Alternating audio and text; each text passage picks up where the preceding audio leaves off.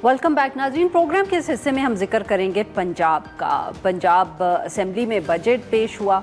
अब अपोजिशन को जब से हम देख रहे हैं शोर पुर शराबा मचाते हैं, चाहे सूबाई असेंबली हो, चाहे वफाक में नेशनल असेंबली हो, अपोजिशन ने शोर शराबा किया, नारे लगाए, धक्कम पेल हुई, फिर कागजात भी फाड़े गए।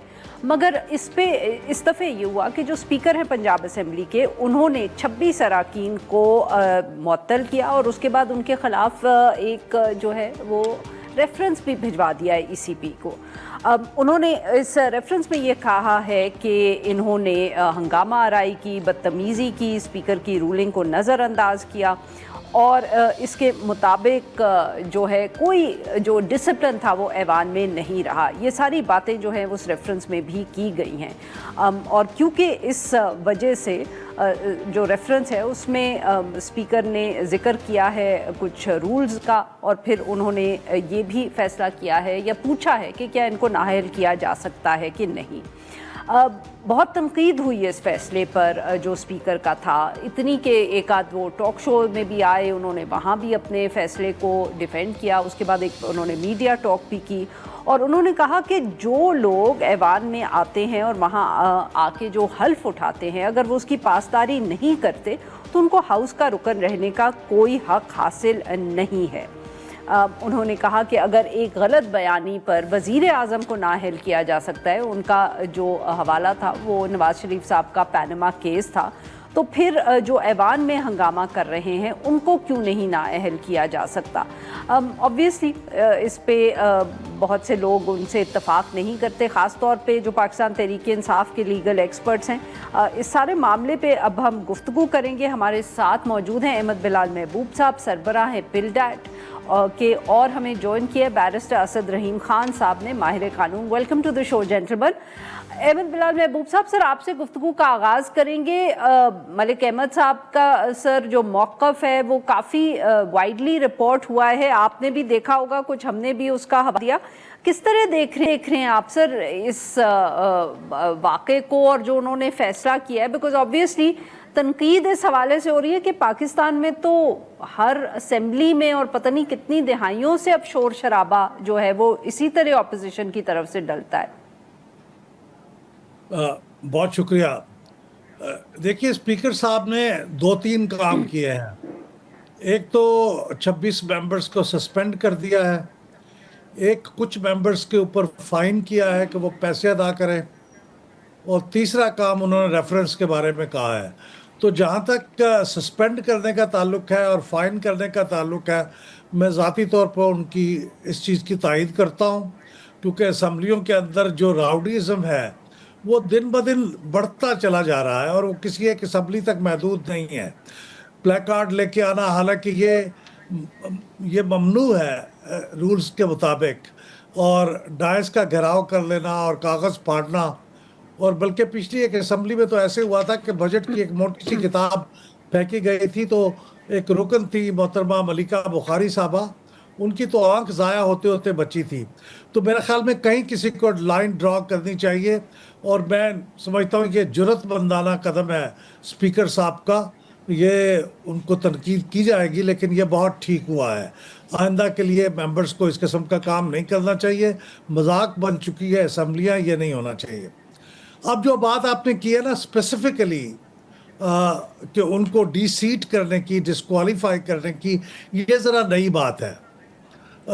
इसका जिक्र कॉन्स्टिट्यूशन में है तो सही, आर्टिकल 63(2) इस बात को कवर करता है, और वो ये कहता है कि अगर किसी असम्बली के मेंबर के बारे में ये सवाल पैदा हो जाए कि वो क्वालिफाई नहीं करता असम्बली का मेंबर होने के लिए, तो फिर उसका एक तरीक़ेकार है कि 30 दिन के अंदर स्पीकर रेफरेंस दायर करेंगे उनके बारे में इलेक्शन कमीशन को, और इलेक्शन कमीशन 90 दिन के अंदर उसका फ़ैसला करेंगे। मेरी मालूमात के तक, अच्छा उस पर यह भी लिखा हुआ है कि अगर असम्बली के स्पीकर 30 दिन में वो रेफरेंस दायर ना करें तो 30 दिन के बाद वो it will be deemed to be filed with the election commission, यानी ये तस्वर किया जाएगा कि वो रेफरेंस फाइल हो गया है। तो मेरी मालूमात की हद तक तो रेफरेंस दायर नहीं हुआ, स्पीकर साहब ने रेफरेंस दायर नहीं किया। मेरी मालूमात की हद तक मैं असम्बली से पूछता रहा हूँ कि वो रेफरेंस जो दायर हुआ है उसकी वो कापी मिल जाए, लेकिन मेरी मालूमात की हद तक रेफरेंस दायर नहीं हुआ।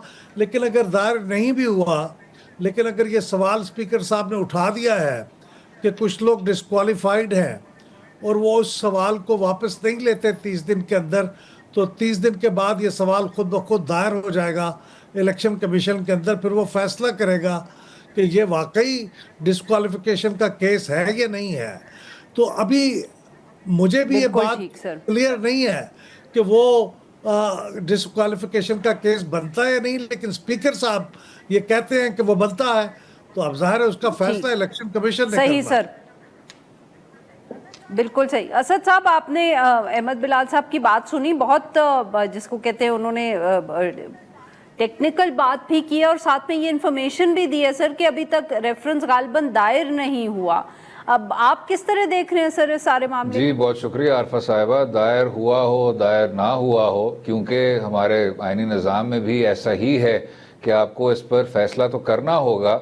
इसके कुछ इस बात के कुछ जाविये हैं। पहली बात तो ये कि एक पार्लिमानी निज़ाम में इस तरह नहीं होना चाहिए था। आखिरकार हमारे मुंतखब नुमाइंदे हैं और अगर एक मुबाहिसा है तो बात को सिर्फ और सिर्फ बात के साथ मेरे हिसाब से काउंटर किया जा सकता है। तो ये अब एक तसलसल बन गया है, इस तरह शोर शराबा पार्लिमानी प्रोसेस को इस तरह डिसरप्ट करना, जबकि बेहतर होता कि एक तामीरी डिबेट के ज़रिए ये कानूनी नुकात उनको थ्रेड बेयर डिबेट कर दिया जाए। लेकिन अब अगर हम आ जाएं अहलियत के हवाले से, तो मेरे करीब बहैसियत एक बहुत अदना वकील ये चीज़ ज़्यादा बैठती नहीं है। इसमें कोई शक नहीं, अदालत उज़्मा के इस पर फैसले हैं, लाहौर हाई कोर्ट के इस पर फैसले हैं कि जो स्पीकर का ओहदा है वो एक डाकखाना नहीं है। ये स्पीकर की सवाबदीद है कि वो आर्टिकल 63(2) के तहत इलेक्शन कमीशन को ये सवाल रेफर करे कि क्या इन अराकीन की जो अहलियत है वो उसको खो बैठे हैं कि नहीं खो बैठे। लेकिन जिस तरह अभी बताया गया, सवाबदीद हो सवाबदीद ना हो, जो रिपोर्ट किया गया है कि स्पीकर साहब कह रहे हैं कि पैनामा केस है और उसमें भी खसूसी तौर पे जस्टिस आसिफ सईद खोसा साहब की राय है, उसको मैं लेके चल रहा हूं। ये कोई इसमें ऐसी कोई बात नहीं है जो कि इस चीज को जस्टिफाई करे। अगर स्पीकर साहब आर्टिकल 63(2) के तहत अराकीन को नाअहल करना चाह रहे हैं तो उनको उसी सांस में ये बताना चाहिए कि वो किन नुकात की बुनियाद पे नाअहल किए गए हैं। स्पीकर साहब का कहना है कि आर्टिकल 63 में पूरा एक क्राइटेरिया दिया गया है, तो उस क्राइटेरिया में तो है कि जी अगर शख्स मकरूज हो तो नहीं बन सकता, पाकिस्तान की अगर वो रुकनियत, अगर वो सिटीजनशिप शहरियत छोड़ दे तो फिर वो सिटीजन नहीं बन सकता। अगर कोई ओवर आर्चिंग मिसकॉन्डक्ट की बात है तो स्पीकर साहब को मजीद नुमाया करनी चाहिए थी। फिलहाल जो आर्टिकल 62-63 की स्कीम है, जो जस्टिस आसिफ सईद खोसा साहब की राय भी थी पैनामा केस में, उसमें कोई इस तरह की गुंजाइश नहीं मिलती। मुंतखब नुमाइंदे हैं, उनकी कंस्टिट्यूएंसी की रिप्रेजेंटेशन की अशद जरूरत है। तो मैं समझता हूं इसी पार्लियामेंट्री सिस्टम में रहते हुए ये कोई तामीरी बात नहीं है कि आप लोगों को इसी तरह सस्पेंड रखें इंडेफिनेटली और फिर कहें कि जी इनकी अहलियत पे आप सवाल करते हैं। बिल्कुल सही जी। नाज़रीन, यहाँ पे लेते हैं एक छोटी सी break, will be right back.